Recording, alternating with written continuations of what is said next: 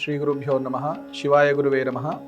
ఈరోజు పంచాంగము ఫిబ్రవరి 1వ తేదీ 2024 శోభకృతునామ సంవత్సరము, దక్షిణాయనము, హేమంత ఋతువు, పుష్యమాసము, తిథి బహుళ షష్ఠి, వారము గురువారము, షష్ఠి ఉదయం 10 గంటల 7 నిమిషముల వరకు, నక్షత్రము చిత్తా నక్షత్రము రాత్రి 12 గంటల 15 నిమిషముల వరకు, రాహుకాలము మధ్యాహ్నం 1 గంట 30 నిమిషాల నుండి 3 గంటల వరకు, గుళికా కాలము ఉదయం 9 గంటల నుండి 10 గంటల 30 నిమిషాల వరకు, యమగండ కాలము ఉదయం 6 గంటల నుండి 7 గంటల 30 నిమిషాల వరకు, వర్జము ఉదయం 6 గంటల 53 నిమిషాల నుండి 8 గంటల 37 నిమిషాల వరకు, దుర్ముహూర్తము ఉదయం 10 గంటల 22 నిమిషాల నుండి 11 గంటల 7 నిమిషాల వరకు, మధ్యాహ్నము 2 గంటల 52 నిమిషాల నుండి 3 గంటల 37 నిమిషాల వరకు.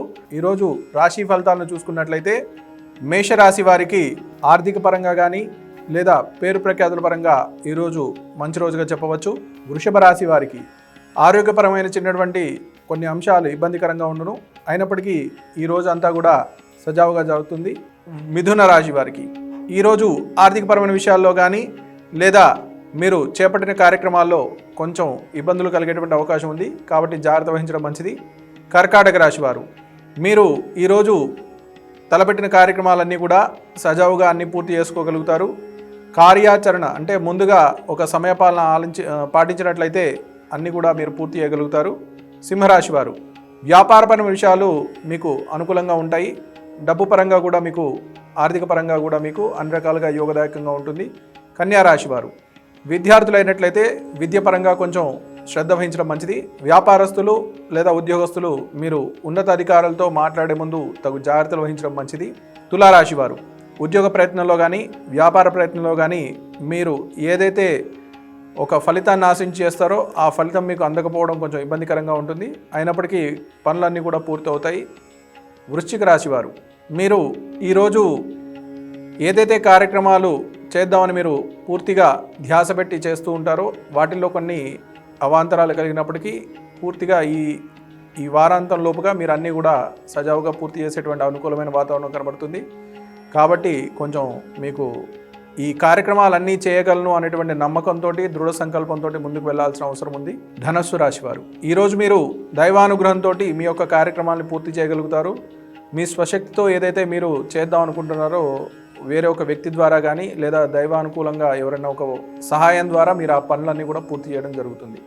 కాబట్టి ఈరోజు మీరు ఏదైతే చేస్తున్నారో అంతా కూడా ఆలోచించి జాగ్రత్తగా చేయాలి.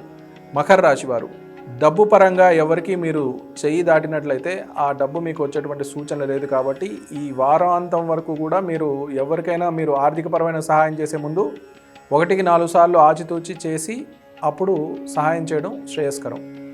కుంభరాశి వారు భూ సంబంధ విషయాలు అంటే భూ క్రయ విక్రయములు అంటే భూమికి సంబంధించిన క్రయ విక్రయం సంబంధ విషయాల్లో ఏవైతే ఉన్నాయో అవన్నీ కూడా మీకు అనుకూలంగా ఉండేటువంటి వాతావరణం ఉంది.